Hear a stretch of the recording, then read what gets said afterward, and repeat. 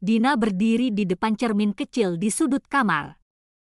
Pemandangannya tidak jauh berbeda dari hari-hari sebelumnya, rambutnya yang sudah mulai panjang berantakan, wajah yang sedikit lelah karena begadang belajar untuk ujian, dan tubuhnya yang terlihat terlalu kurus untuk seorang remaja seusianya.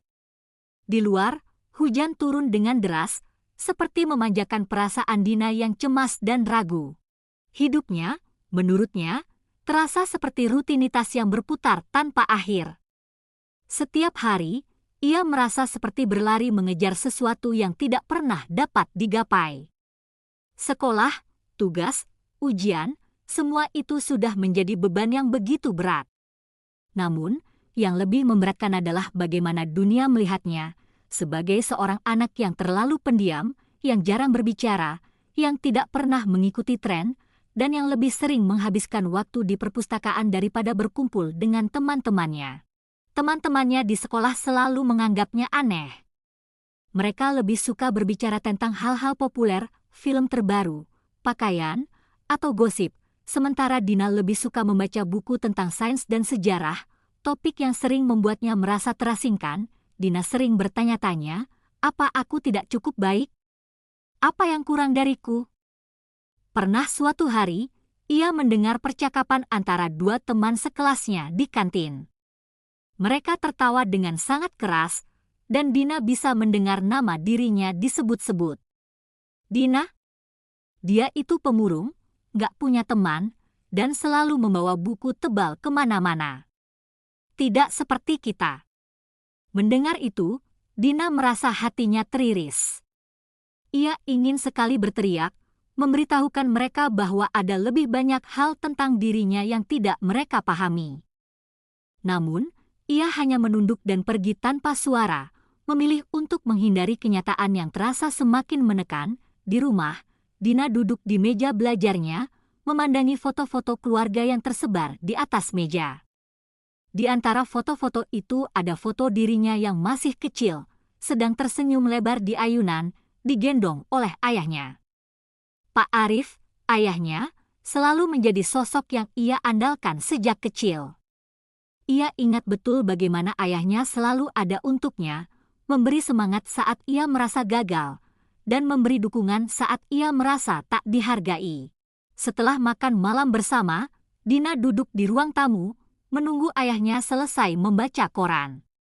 Setelah beberapa saat, Pak Arif meletakkan korannya dan menatap Dina dengan senyumnya yang hangat. Ada apa, Nak?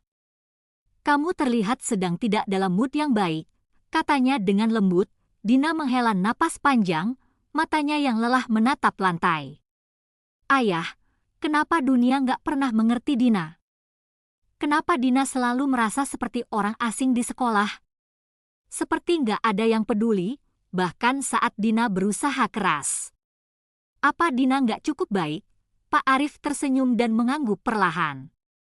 Ia mendekat dan duduk di samping Dina, meletakkan tangan di bahunya dengan penuh kasih sayang. Dina, dunia itu memang tidak selalu adil. Kadang, orang-orang di sekitar kita tidak bisa melihat siapa kita sebenarnya. Tapi itu tidak berarti kita tidak berharga. Kamu berharga, bahkan jika dunia tidak selalu mengatakannya. Yang terpenting adalah, kamu tahu siapa dirimu dan apa yang kamu perjuangkan. Dina menatap ayahnya, matanya mulai berkaca-kaca. Tapi ayah, Dina merasa selalu gagal. Kenapa Dina nggak bisa seperti teman-teman yang lain, yang selalu punya banyak teman dan terlihat bahagia? Pak Arif tersenyum lembut dan mengelus rambut Dina.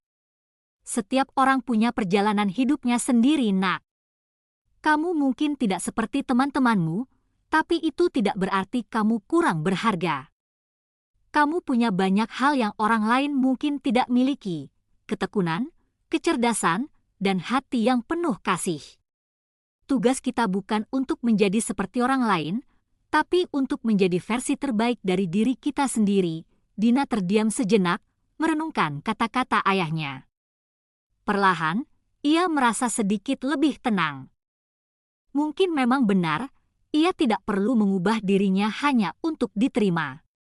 Dunia mungkin tidak selalu berkata bahwa ia berharga, Tetapi ia tahu, di dalam hatinya, bahwa ia memiliki nilai yang tidak bisa diukur dengan standar orang lain. Beberapa minggu kemudian, Dina mengikuti sebuah kompetisi ilmiah di sekolah. Awalnya, ia ragu dan hampir menyerah. Dan, pada akhirnya, Dina memenangkan kompetisi itu. Tapi yang lebih penting daripada kemenangan itu adalah kenyataan bahwa ia mulai percaya pada dirinya sendiri. Ia tidak lagi menunggu pengakuan dari orang lain untuk tahu bahwa ia berharga.